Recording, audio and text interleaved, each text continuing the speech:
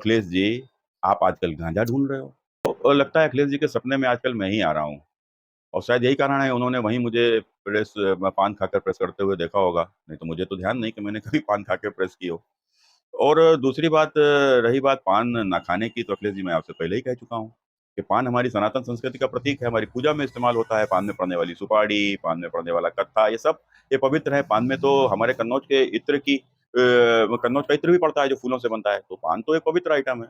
और मुझे लगता है अब मेरी समझ में आ रहा है कि एक वो कहानी थी ना कि आपके पिता स्वर्गीय मुलायम सिंह यादव देश के प्रधानमंत्री बन सकते थे, लेकिन लालू प्रसाद यादव ने उनको बनने नहीं दिया। तो क्या अखिलेश जी आपने ये पान न खाने की सलाह उन्हें भी दे दी थी क्या? तो बड़ा नाराज हो गए, आपके पिताजी को प्रधानमंत्री नहीं बनने दिया।